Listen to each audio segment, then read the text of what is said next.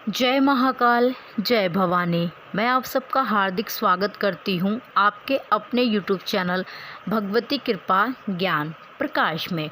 नवरात्रि में भूल से भी ना करें यह 10 काम, नहीं तो सब कुछ बर्बाद हो जाएगा। सर्वप्रथम आपको माँ के नवरात्र के दूसरे दिन की बहुत बहुत बधाई हो।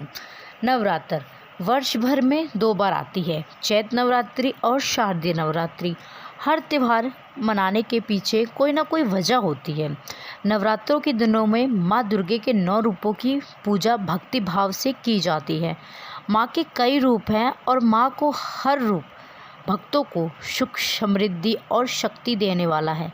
अपने भक्तों के छोटे से प्रयास से भी माँ तुरंत प्रसन्न होकर झोली खुशियों से भर देती है और वहीं एक छोटी सी भूल भी उन्हें क्रोधित कर जाती है। अर्थात जितनी जल्दी माँ प्रसन्न हो जाती हैं उतनी ही जल्दी रुष्ट भी हो जाती हैं। अर्थात हम सभी को निरंतर प्रयास करना चाहिए कि माँ को सदैव प्रसन्न रखें। देखिए, यह तो हम सभी जानते हैं कि माँ को प्रसन्न करने के लिए हम सभी भक्तों को क्या क्या करना चाहिए, जिससे माँ प्रसन्न होकर हम भक्तों पे अपनी कृपा बनाए रखे।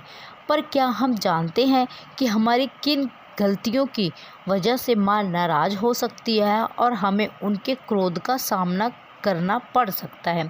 तो आज के इस वीडियो में मैं आपको वह 10 काम बताऊंगी जिनको करने से माँ नाराज़ हो जाती है और आपको भूल से भी वह काम कभी नहीं करने चाहिए।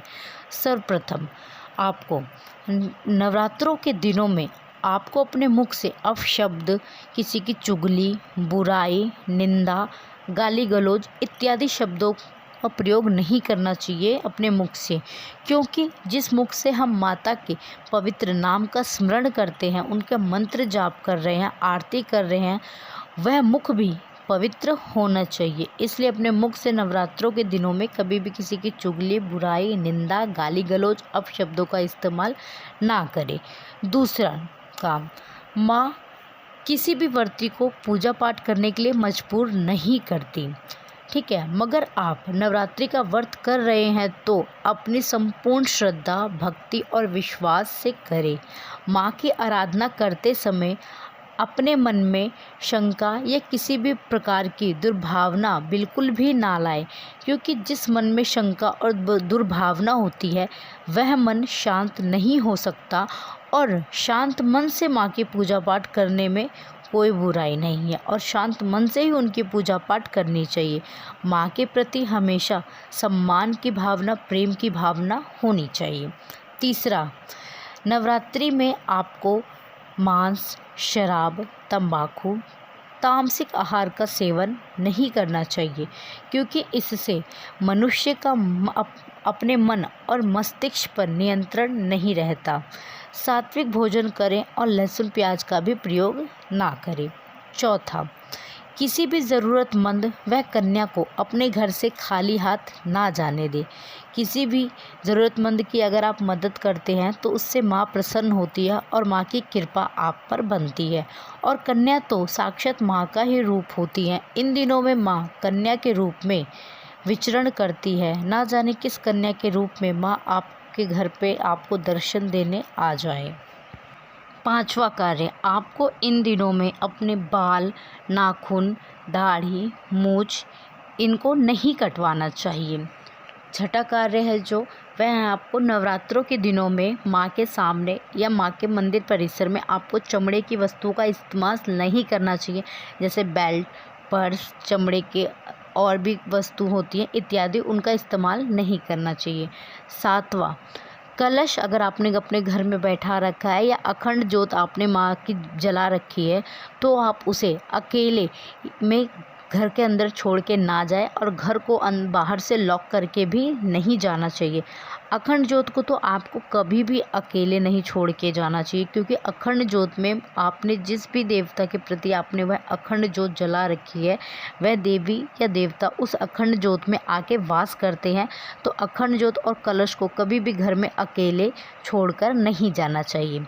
आठवां, माता का नाम स्मरण, पाठ, चालीसा आरती पूरी श्रद्धा व भक्ति के साथ करें, बिना मतलब के बीच में ना उठे और ना ही किसी से बात करें। इससे आपका ध्यान बढ़ सकता है।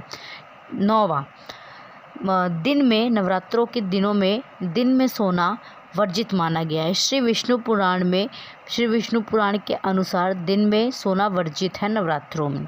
10वां कार्य जो आपको नहीं करना चाहिए वह है कि मानसिक धर्म में आपको घर के मंदिर में भी और बाहर का भी जो कोई मंदिर है उसमें आपको नहीं जाना चाहिए, वहां जाने से बचना चाहिए। आपको माला आसन का इस्तेमाल नहीं करना चाहिए। मानसिक धर्म में आप मानसिक पूजा कर सकते हैं, मानसिक रूप से आप माँ को कुछ भी अर्पण कर सकते हैं। मानसिक रूप से आप चालीसा अगर आपको याद है या मंत्र याद है माँ का कोई भी, तो आप मानसिक रूप से किसी भी तरीके से माँ की पूजा कर सकते हैं।